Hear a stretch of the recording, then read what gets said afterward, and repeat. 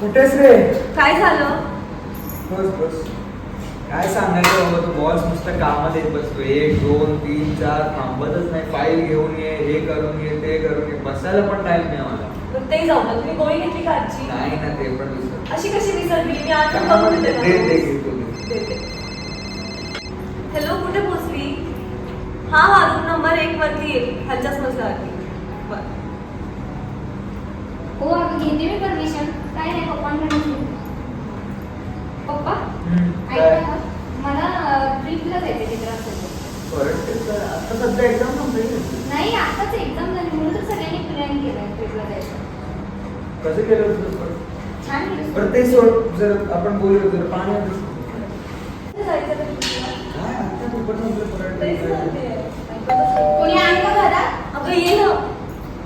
कशी आहे जागृती? मी मस्त, तू कशी आहे? हो मी पण मस्त. काकी सगळं कसं चाललंय? ये ना, बस चहा घ्यायला. अगं चहा वगैरे कशाला? कशाला म्हणजे काय, बस म्हणते. तुम्ही कसे आहात? मस्त. तुम्ही कसे आहात? तुम्ही काय चांगलेच असतात.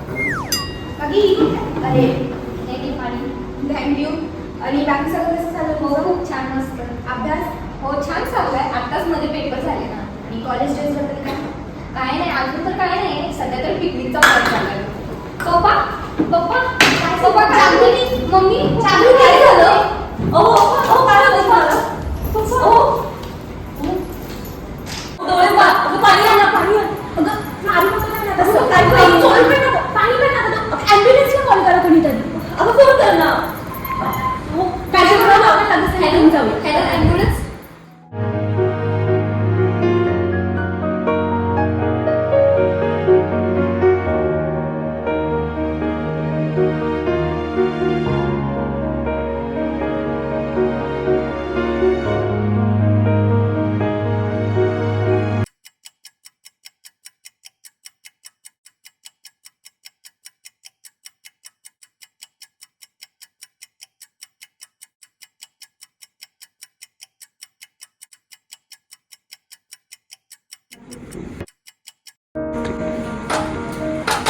पेशंटला सिटीसाठी प्रिपेअर. डॉक्टर कसे आहेत ते? माझे पप्पा ठीक होतील ना? हो, तुम्हाला काळजी करायची काही गरज नाही आहे. पेशंट आता धोक्यातून बाहेर आलेला आहे. तुम्ही मला जरा सांगाल का त्यांना नक्की काय त्रास होत होता ते? अगं तू तिकडे काय करते? ये ना बघ, डॉक्टर काय बोलतायत मला काहीच कळत नाही. त्यांनी सकाळची गोळी पण घेतली नव्हती. तुम्ही कोणत्या वेळेस चालू आहे तुमचं? Hello I am doctor Shivani. मी मेडिसिन मी यांची फॅमिली डॉक्टर आहे आणि त्यांच्या अँटीकोॲग्युलंट थेरपी चालू होती and this is all of sudden. Okay okay ठीक आहे. बरं झालं तुम्ही तासाभराच्या आत म्हणजेच गोल्डन पिरियडमध्ये रुग्णाला दवाखान्यात आणलं, नाहीतर पुढे खूप धोका निर्माण झाला असता. धोका धोका म्हणजे काय झालं असतं माझ्या पप्पांना? हे बघा, तिकडून जो पेशंट येत आहे ना, त्यांना वेळीच रुग्णालयात न आणल्यामुळे त्यांची ही अशी परिस्थिती झालेली आहे. स्ट्रोक हे अपंगत्व व मृत्यूचे प्रमुख कारण आहे. एका मिनिटामध्ये 1.9 मिलियन न्यूरॉन्स मरण पावतात. स्ट्रोक झाल्यानंतर पहिल्या 60 मिनिटांना गोल्डन पिरियड असे म्हणतात. त्यामुळे जेवढे लवकरात लवकर तुम्ही रुग्णाला दवाखान्यात आणाल तेवढे लवकर त्याची लक्षणे कमी होतात. स्ट्रोक नंतर गोल्डन पिरियडमध्ये रुग्णाला दवाखान्यात दाखल केले तर त्याच्या मेंदूच्या दीर्घकालीन नुकसानापासून बचावायची शक्यता असते. एखाद्या व्यक्तीमध्ये स्ट्रोकची लक्षणे दिसल्यास काय करावे? प्रथमतः ॲम्ब्युलन्सला बोलवायला हवे. रुग्णावर स्वतःहून उपचार करू नये. त्वरित रुग्णाला ॲम्ब्युलन्सच्या सहाय्याने जवळच्या दवाखान्यात न्यावे. स्ट्रोक झाल्यानंतर पहिल्या 3 तासांमध्ये TPA म्हणजेच टिश्यू प्लाझ्मिनोजेन ॲक्टिवेटर हे इंजेक्शन दिले जाते. त्यामुळे पुढील होणारा धोका टळला जातो व स्ट्रोकचा प्रभावही टळला जातो. TPA हे मेंदूच्या हानी झालेल्या भागात रक्तप्रवाह पुन्हा सुरू करण्यास मदत करते.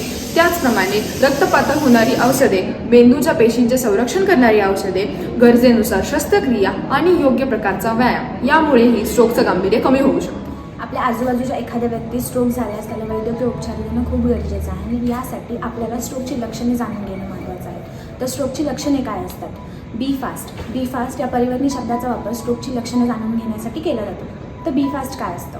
बी म्हणजे बॅलन्स, ई म्हणजे आईज. म्हणजे जर तुम्ही तुमच्या आजूबाजूच्या एखाद्या व्यक्तीचा तोल जाताना बघताय आणि त्याच्या डोळ्यात अंधुकता येते हे बघताय. फास्ट. एफ म्हणजे चेहरा. जर तुम्ही त्या व्यक्तीच्या चेहऱ्यावरचा हावभाव बदलताना बघताय. ए म्हणजे आम.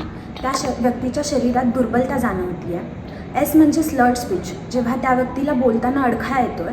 आणि टी म्हणजे टाईम. जर तुम्ही ही सगळी लक्षणे जाणून घेतल्यानंतरही त्याला वेळेवर नाही पोचवले तर त्या व्यक्तीच्या जीवावर धोका निर्माण होऊ शकतो. स्ट्रोकमुळे शारीरिक व मानसिक आजार उद्भवतात. तर या आजारांवरती मात कशी करावी? भौतिक उपचार तज्ज्ञांच्या सहाय्याने आपण शारीरिक आजारांवर मात करू शकतो. भौतिक उपचार तज्ज्ञांकडे विविध तपासण्या केल्या जातात आणि त्या तपासण्यांच्या आधारे व्यक्तीच्या हालचाली पूर्ववत करण्यासाठी उपचारांची योजना आखली जाते. तसेच कमकुवत झालेल्या स्नायूंमध्ये बळकटता आणण्यासाठी stretching, manual therapy, electrical stimulation अशा विविध तंत्रांचा वापर केला जातो. त्याचबरोबर व्यक्तीच्या दैनंदिन जीवनात येणाऱ्या अडथळा दूर करण्यासाठी कंपन्सेटरी स्ट्रॅटेजीज वापरल्या जातात व त्यांचा सराव केला जातो. एवढंच नव्हे तर भौतिक उपचारांमुळे त्या व्यक्तीला भावनिक पाठिंबा व मानसिक आधारही मिळतो. आता त्यांची मेडिकल ट्रीटमेंट पूर्ण झालेली आहे, त्यामुळे आम्ही भौतिक उपचारासाठी पुढे त्यांना सजेस्ट करू. पण भौतिक उपचारानंतर ते ठीक होतील ना डॉक्टर? माझं ऐकाल तर तुम्ही भौतिक उपचार घ्याच, कारण की भौतिक उपचारानंतर त्यांची रिकव्हरी होण्याचे चान्सेस खूप चांगले आहेत.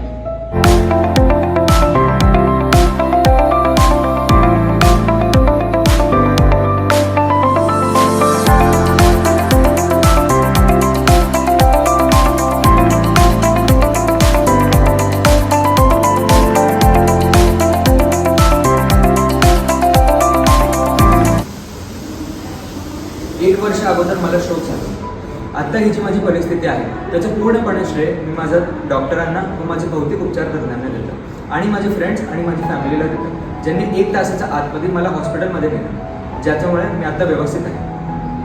धन्यवाद.